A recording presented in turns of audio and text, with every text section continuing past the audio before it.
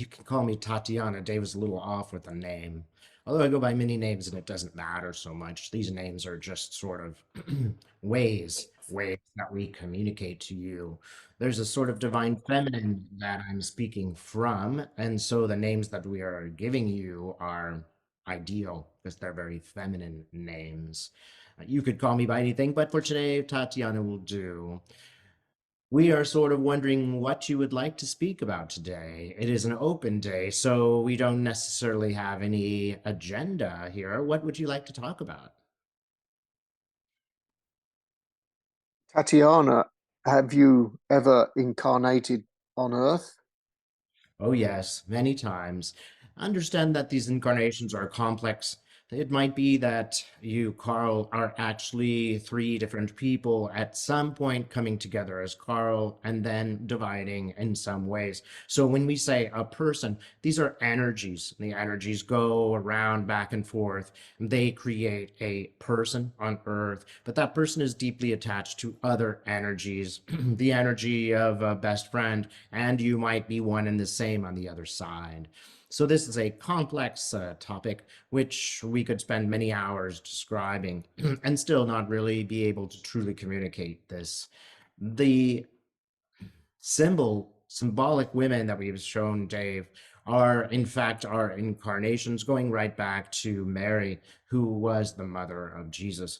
We say this, but we don't want to silo off the religion as one more than the other. You could also say we come forward as the Buffalo Corn woman and the United States Native American core. We don't want to presume one culture or one face, which is why we come forward just as a very feminine character named Tatiana.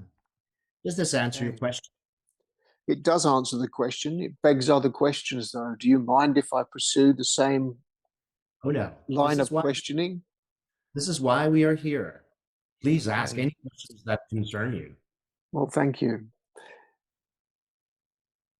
When we think about a personality on Earth, we are all individuals. We all have our individual personalities, and our personalities define really who we are. When we cross over, um, you give me the impression that of course I understand we're all energy. What happens to the personality? I imagine it as a package, a cohesive energy unit. But does that personality or energy unit fragment, or does it hold together? Do you understand what I'm saying? Does the Yes. personality live on? Yes, we understand. The personality lives on in a sense, almost like a book that you read. You will remember the character and know who they are and know their ups and downs. Once you are on the other side, you will look at your life and say what was effective or non-effective and how you moved forward in your life. You will know that personality and you will remember that personality, but you will no longer be so directly attached to the personality. You could stand and look at the hundreds of lives that you have lived, Carl, and see their personalities and observe them. And at that point, you might observe them with some amusement or even some kind of sheepishness, if you will, at the mistakes that they have made, because once you get to the other side, it will be very obvious. So the personality does continue to exist. It is essential for your understanding of this planet and how things work. Without the personality as a sort of background for you, you couldn't really manage as a human being on Earth. Of course, if you were a rock, you'd have a personality, not exactly the same, but perhaps an identification, if you will, and you would not go over whether the rock did well or badly. It's quite different. So your humanness is important. It does remember, it does continue in a sense, but almost as a block of knowledge or an experience. Mm-hmm. One way to This is think of yourself at a younger age. You were speaking earlier of being 16 and the personality of the 16-year-old. You might think of your personality when you were 16. You still might view it with some amusement or even bewilderment, but you would look at yourself and see yourself, and you would see that that is not the same personality as you are today. A personality can make a radical change. So, for example, Dave was somewhat shy when he was young. He was a bit quiet and introverted. No one would know that meeting him today. He has very much a different personality, although the core of who he is somewhat the same. Some of the drives and motivations are somewhat the same. We're sorry to give you such a convoluted answer. We will try to make it just complete by thinking of the different personalities of your life. You had one personality when you were 5 that is related to the one when you were 12 and related to the one when you're 40. The personalities are different in some ways, and in some ways they are the same. Just in that sense, the soul will look at the personalities and know what they are and see them and sort of remember them and remember how they identified with them. The soul will still be learning from them, and they may represent those souls fondly or with some discomfort or interest, as it may be, as it lies. But they will see these personalities. At the same time, they will feel the experience of these personalities. Are all of these different personalities existing still in parallel realities? We would not go so far as this. We would say that those personalities exist as a sort of understanding. That is, when you go to the other side, you will have an understanding of the personalities that you lived. So, in a sense, they do still exist. They exist in the soul of Carl as Carl learns and moves forward and has other personalities and relationships and breaks into different parts and comes back together, etc. So, the personality still exists, you could say, in a parallel way, but we would not say a parallel universe because the universe really is the same. It has just been understood and held in a different way than you experience it on Earth. It might be that you are in your personality and less aware of the personality, whereas after, on the other side, you will have a perspective on that personality. We want to make it clear that every soul judges their personality far more harshly than we do. We see you as a sort of soldier. But if everything's happening now, because Yes. time doesn't exist outside of this third dimension, that 5 or 16-year-old Carl still exists now. He exists in your heart, for example. You remember him. And on the other side, we can observe that 16-year-old Carl as we observe the rest of Carl. So we might say, rather than a parallel universe, we might say, just for the sake of understanding, it is more held in the heart. Held in your heart of your soul, also held in our hearts as we watch and assist and observe. It is just a question of terms that we make this distinction. It could be understood in the way that you see, but it's a little bit mm, disunified to understand it in that way. We would prefer a metaphor where things are a bit more unified rather than parallel. And it is helpful to note that it is a little bit more heartfelt than scientific in your understanding. Okay. Feel free to ask other questions or more on this topic if it is unclear. It's unclear, I'm afraid. I really, I could imagine it in parallel. I mean, time. We imagine time reaching like an arrow from reaching forward from the past into the future. But I'm told that this is an illusion, and everything is happening all at once.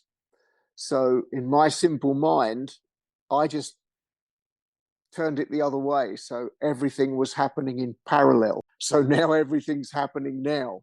And that Yeah. made sense to me. But what Yes. you're saying is just destroyed that metaphor. So I really cannot picture. We would just ask that you upgrade your metaphor to some degree. You are not wrong in your understanding. It is just a way of understanding, and it is not untrue. We might think of it like this. Does the 16-year-old Carl still exist? Of course he does. He exists, but he exists more in your heart. He does not have a separate Carl that exists. Again, as a metaphor in a scientific way, he is you and you are him. He exists at 16, you exist at the age you are now. And that is that. It's not so much a separate being, but the 16-year-old is contemporaneous with you because you remember that 16-year-old. In a sense, you still are that 16-year-old. You've just taken a different perspective on the 16-year-old, seeing perhaps his limitations and faults and how you have evolved. So we could say that the 16-year-old is still living. He is living within you and within your heart. You could also say that he is parallel in some sense, but this might lead to some confusion. But if he's If, not still living, then he's in the past, and there is well, no past he is living outside with of our. you. He is living with you who are present. So, in a sense, in your terms, he exists both in the present and the past. It's not that the passage of time is an illusion. It is not an illusion for you. You can watch your body change and grow older. That is not an illusion. It is just that that is your human experience, and we don't experience life in that way. We experience the universe in a sort of moving and growing and changing way. It is not exactly time. It is more energy and the movement of energy. We could, for example, go and produce a Carl that lived in the 18th century today, and you would be projected into that time, and that is what you would have chosen. That is not unusual or impossible. So the time for us will not exist in the same way. It'll be a little bit more like cannot think of a good metaphor for this. These are very complicated topics that you're asking. We are happy that you ask such questions, but even we find it difficult to explain in the terms because we have different experiences. We would just say that anything that you choose to describe this would to some degree have to exist on a metaphorical level.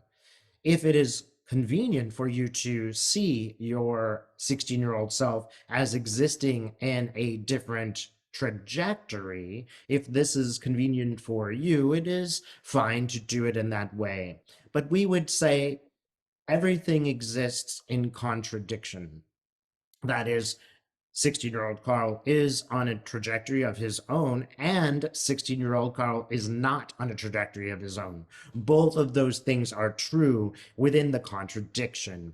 That is, you could see them from both ways, and they would both be true in a way, and they would both be untrue in a way. So it is just a question of the way these things are viewed. Do not go jump to the conclusion that the way that you have viewed them is wrong.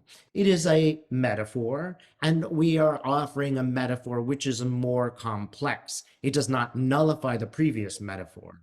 It enhances the metaphor. You may think of it in that way if you wish, and think of it in a way that. Did you have questions? No, sorry, I don't. There must have been some background noise. Yes, we understand. There is a change, for example, as your metaphor is considered. Just consider how many metaphors could be used to describe this, and it is not scientific. It is not exact. It is energy that has movement. When you think of yourself, for example, last year, you might not think of yourself as having a different personality on a different trajectory. You would think of it as a more recent part of the self. We don't want you to think that that part of the self breaks away and sort of has its own existence. It is a little bit more contained than that. It is sort of existing within your soul, which moves to a greater soul. In a way, the 16-year-old is still existing after you pass because it still exists as a sort of marker of the universe. And it will always exist as a marker of the universe, but it will also exist in your soul self as it joins other soul selves and understands. These are very complex topics. Things are coming apart and coming together in a variety of very complicated ways, which are difficult to explain. Whatever metaphor enhances your understanding of how this works is useful, and the questions that you ask are useful in terms of the understanding. But there is no other way to explain it outside of certain metaphors. What we're saying is you're not wrong, but perhaps you are ready for an upgrade in your understanding and complexity of that metaphor. Thank you. You are welcome. You said that you have been in human life form, Yes. and you said many times. Do you know how many? Again, because of the coming apart and coming together of energy, you might think of my energy as more of a message from the divine feminine. That is, I would hold some aspects of many portions of the universe, both within women and within men, because we all have the divine feminine aspect within us. It just is stronger or weaker in some cases. It might be useful for you to think of my soul specifically, and I'm sort of a representative of that divine feminine as I speak, but my soul has had thousands of lifetimes, some of them as human beings and rocks, other planets. Sometimes I am simply a space in the universe. So it is, if we put it in a sort of silo of my particular soul's experience and leave outside that I am a representative of a whole body of what you might consider female creatures, I have had those many lifetimes. It is perhaps useful to point out a few of them. My source is something like Mary's source. That is, we are connected and in some sense the same, but this is again very complicated. Many people, many evolutions of Mary have happened in many different ways. And we could say, for example, that in a lifetime I was an African woman who was a shaman and who helped people in that particular way. I was also a Native American woman living in the Great Plains before the incursion of whites, and I lived in relationship to nature in that particular way. There are many aspects of the divine feminine which I have physically embodied, which I have carried forth. But some of them are asteroids or rocks or even animals on your planet. Wow, thank you. When you speak of divine feminine, Yes. my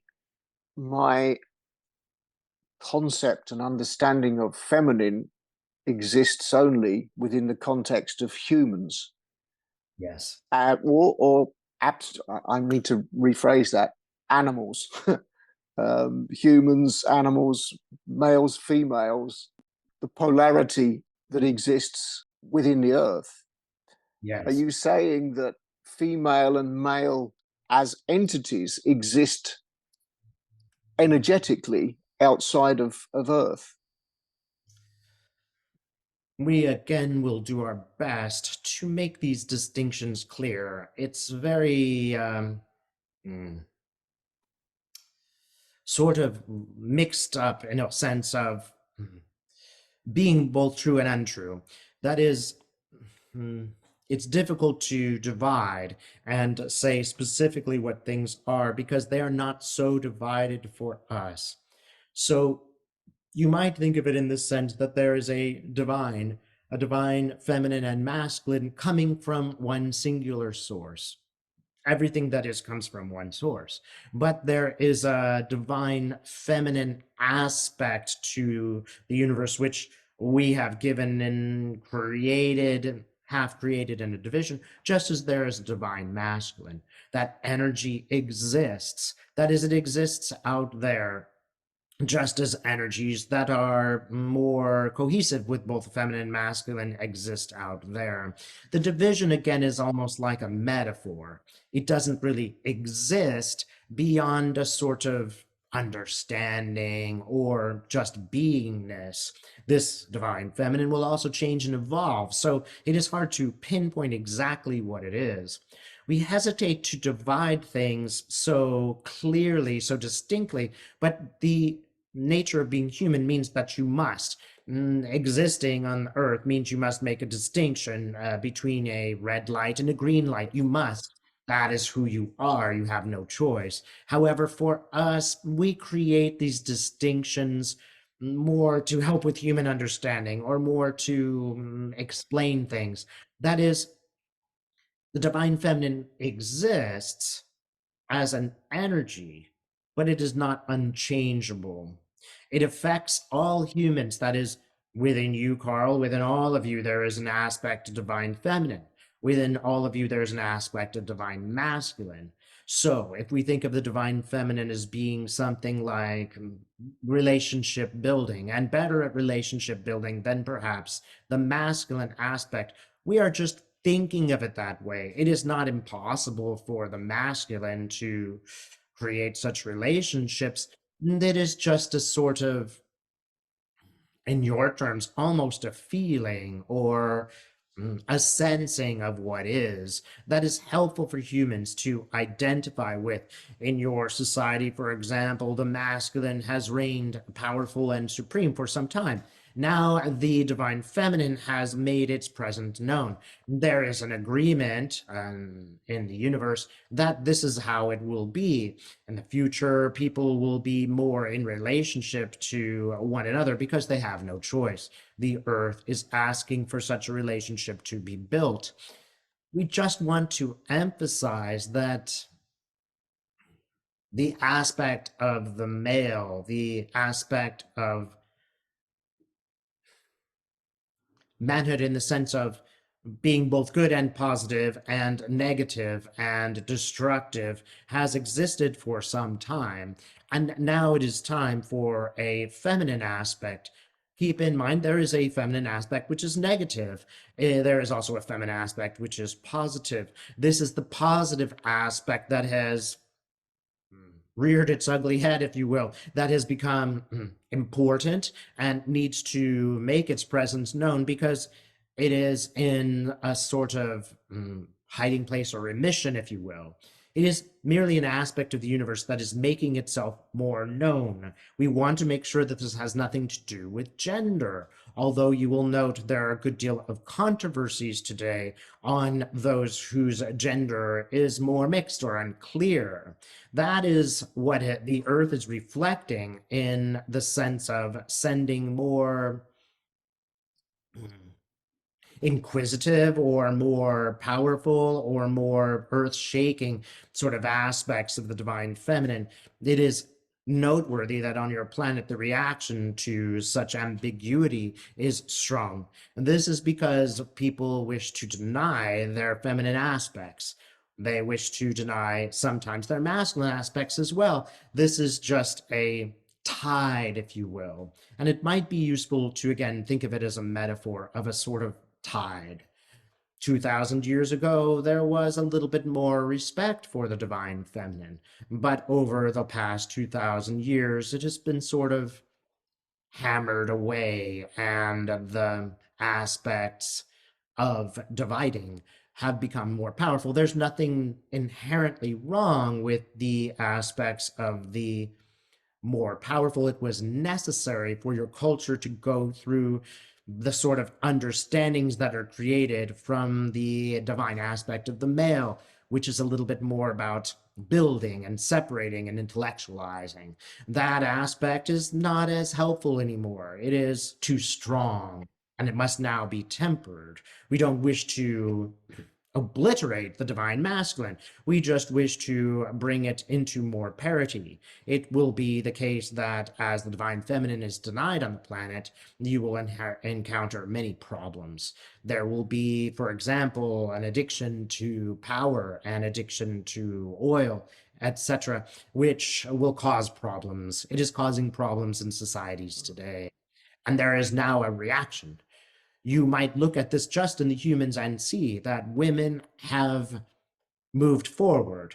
They have become more vocal. Their rights have become more at the center of an active movement. This exists within men too. There are men who wish to see women's rights restored. It has nothing to do with gender, it is more an aspect. And it is confusing to humans that we divide, that we are not all one. That is the experience that you will have. All humans are not all one human, they are interacting with each other. Keep in mind, this is as it was supposed to be. We all broke apart and decided that we wanted to talk together without the total understandings that you have in the center of the light, if you will. You all chose to come to Earth and to argue and agree and disagree, etc. We all chose this, all of us. And it is the way that it must be, because the universe must learn about itself.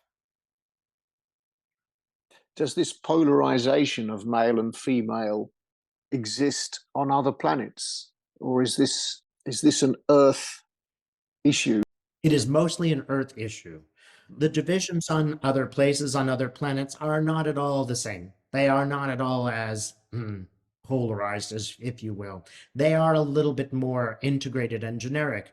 There are some other places, other planets where there are these divisions. They are not dissimilar to the divisions you have, but your planet is specific in its divisions. That is, mm, they are more strident in your world. There's less balance here. There's more extreme. There's more Yes, extremes. Mm. yes. And this might be uncomfortable for you as humans. All of you experience a great discomfort at the fighting, at the wars, at the battles, at the destruction of the earth. All of you experience this on a very human level. And that is one reason why we show up to help you. We understand that this is an extremely difficult project that you are involved in, and it's even more difficult because you will never see its completion during the personality's lifetime. However, it is what you came to do. We would ask you now to unburden yourself of the responsibility of solving it all. It is not going to happen in your lifetime. You can just do what you are able to do and learn things that will incrementally move you to helping the universe understand itself. We want you to see yourself as sort of earthly warriors which spend their lifetimes moving towards a goal, even if that goal is not 100% clear. We want all of you to experience the world, to experience your life. We would prefer it if it were not so burdened, not so intense for all of you, which is why we are here, just to make it a little bit easier and to make your understandings clearer as you move forward in lifetime. Wish you to note that it's not up to any of you to save the universe. Your first priority is to experience life. The life that you will experience will sometimes be within these groups where you talk to spirit, and sometimes doing the mundane things of washing the dishes or getting annoyed as somebody steals your parking space or disappearing in relationship and coming back together in relationship. This is the difficulty of the life that you live, but also the joy of it. Keep in mind, we would all love to experience even the most angry emotions, even the most depressed emotions. We sometimes reminisce and see how much fun it was to play near a river, or how engaged we were even in the argument that we had. We don't pine away for those arguments. We don't wish for those arguments to happen again, but we do observe them and note that they were necessary. The highs and lows were all necessary to help us learn so that we can help you to learn. You are helping us by learning what you are learning. And when you come back to us, you will be here on this side advising the future Earthlings and helping them as well. You will do that because of the experiences that you've had on Earth. You will have more sympathy for people and their mistakes because you have made them yourself. You will have more understanding of how to help people, how to speak to them, how to guide them, because you've had these experiences yourself.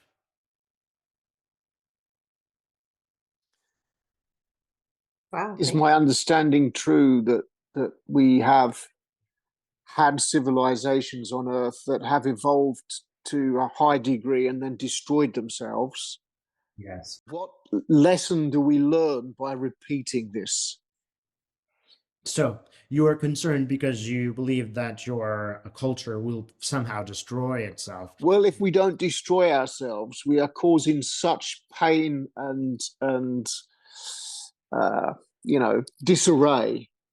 Yes. And in my mind, this must have happened before. Why Yes. why are we still making these same ridiculous mistakes? Why do we have to keep doing this? Can you give us a, a bigger picture? Yes. If you think of Atlantis, it was indeed, it did exist.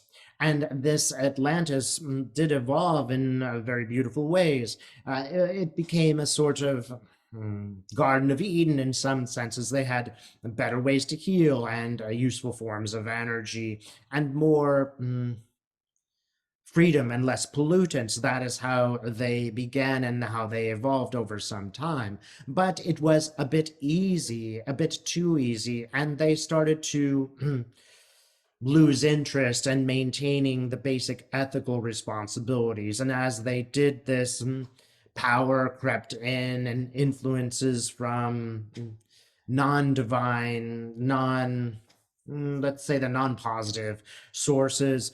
It is all divine, so we're making a distinction here, which is not entirely fair. But we had to watch and allow the Atlanteans to sort of get off of their path. It was necessary for them to learn. If they were the ones who made the choice not to be strict and adhere to first principles, they became lazy and a bit decadent. And as they became lazy and decadent, things went south, as you might say. Mm. This was necessary. It was them learning, and those Atlanteans have come back to Earth at this time and at other times to correct their mistakes, to not be passive, to step up and say, no, we will not tolerate this behavior. We will not accept this cruelty. We use Atlanta as a time. You might think of Germany in 1933. Again, there were people who were making extremely difficult choices. They were under extreme pressure to act in a certain way. A few of them evolved and did the right thing. They saw beyond the political, beyond the earthly, beyond the financial, and understood what was the right thing to do. It was right to stand against the dark forces that were brewing at that time. Many people did this. So understand, Carl, that it is not just that these negative forces are happening, that evil exists. It's not only that you observe people doing bad things.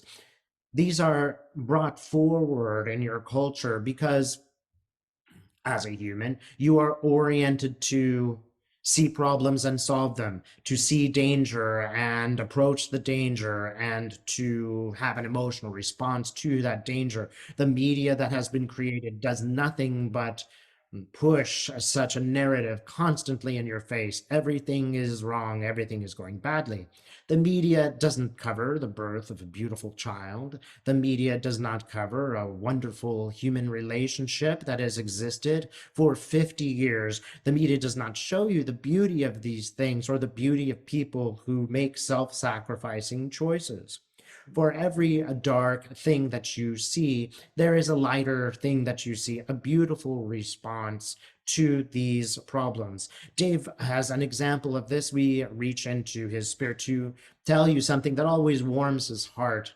During the time that the children were separated from their parents at the border, there was a group of Jewish women. These women were people who wished to remind everyone of the Holocaust, and they were very egalitarian in their reminders. That is, they didn't want to only remember one set of people, but all of the set of people, even the Germans who were good and defended them. They were these type of actionaries. And as these actionaries went to the border, they wished people to know this is the same. These children are no different than Anne Frank, and that they should not be treated in a specific way merely because of the color of their skin. This was a beautiful action. It was selfless. It was difficult. They did not have a good deal of support. In fact, they were agents of the divine feminine that we spoke of, not just feminine, but divine feminine. That is, they were active. They took a risk. They spent their time and energy and money to go down and do the right thing.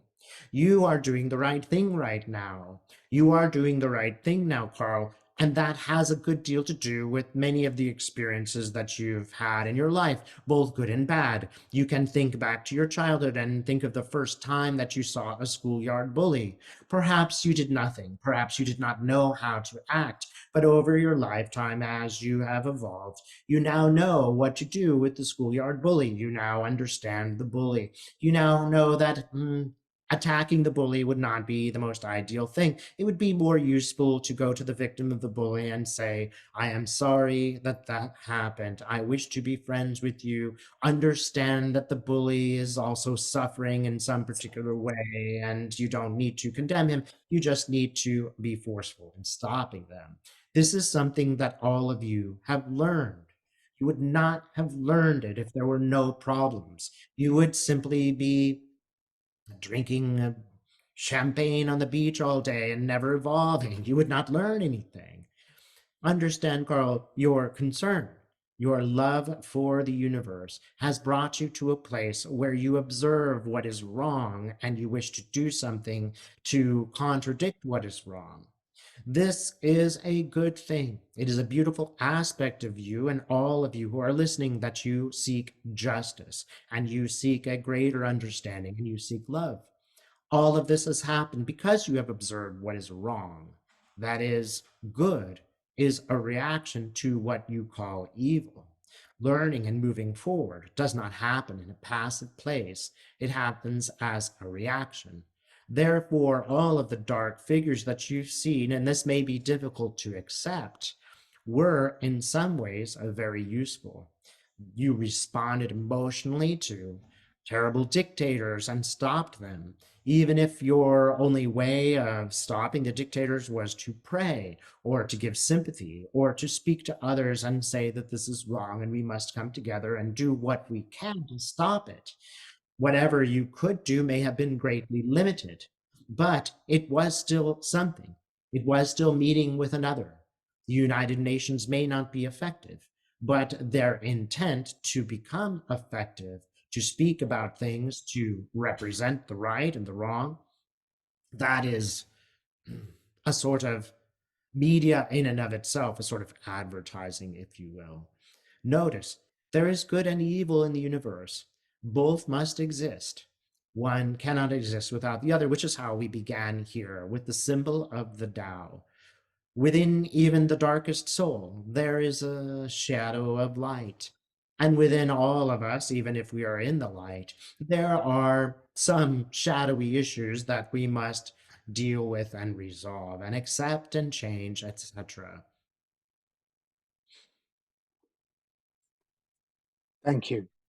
You are welcome. It might be helpful for all of you when you see something dark to say to yourself, I want to remember a beautiful time, a beautiful moment. So you might turn on the TV and the internet and you might see somebody doing something very unkind and cruel. Take a moment to watch something that is kind, or take a moment to remember something beautiful. It might be a very simple thing, the wind in the trees, someone helping an disabled person across the street. You might remember when somebody did a kindness for you. It will be very useful to remember these things. It will be very useful to remember that someone was an agent of love in your life, even if a momentary agent. They did show up. Dave has an experience where he puts people in a pyramid for to do this work. It is always the case that he asks, bring in someone who loves you that has passed to the other side. It is sometimes the case that people will say, no one ever loved me. And he will push a little bit further. He will say, come on, there was someone, wasn't there? And the person will always remember, ah, yes, there was that teacher, there was that therapist, there was that friend. Even though I have a horrible family who has been cruel to me all my life, there were these lovely moments. It is always useful to soothe the heart in that way. Think of all of the lovely people that you have met who are well intentioned. They may be flawed, but they are well intentioned. Well said. Thank you. Yeah, lovely message. You are most welcome. We really encourage this work. We really encourage you to salve the wound. Many of you are at the heart of what is going on, and all of these energies of the earth, which are negative, are going through you. This is not false. You are experiencing the negative, and you must salve the heart at some point. It is too much weight for you to move forward if you are always trying to encapsulate the negative and to transfer it into a positive. This is a good deal of work.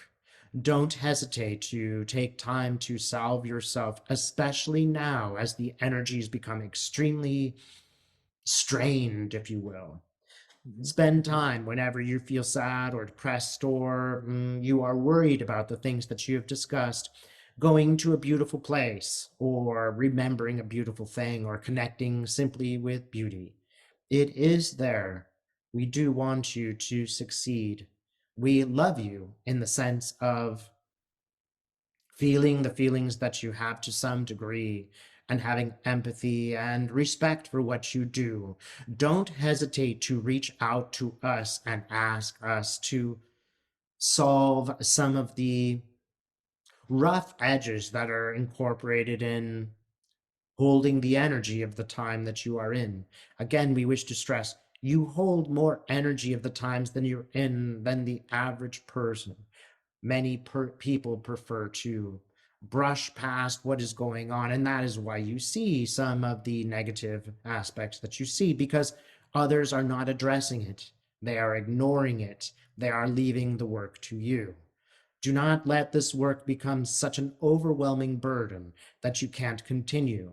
Spend time with the self in a loving way, and do not spend time criticizing yourself and the criticisms of others, while important, do not need to weigh on your heart to such a great degree that you think that humanity is a waste or dark or that a majority of people are in shadow. They are not. They are learning what they are learning in ways that they are learning. And the majority of them have a fundamental intention to be good and do the right thing. They become confused just as all of you at some point have become confused and done the wrong thing. That is just an experience. It is not a mark of shame that should carry you through the rest of your life, nor is it a mark of shame that carries on past the lifetimes of the people who do the wrong thing. Trust us, those personalities, when they get to the end of their life, are filled with the greatest remorse. It is a sort of terrible battle that they ultimately face later. They judge themselves far more harshly than we judge them because we understand why humans go astray. Thank you very much for those wonderful words of wisdom and comfort. Thank you. Look to the light. Always look to the light. Are there others? If there are others who would like to ask any question at all, and these questions can be about any topic, if you will, feel free. Thank you so much for all your messages today. We really You are appreciate welcome. it for coming through and answering all the questions. You are very welcome. Is there anything you'd like to know? And don't be shy. No, it doesn't look like anything right now. But how's Dave doing?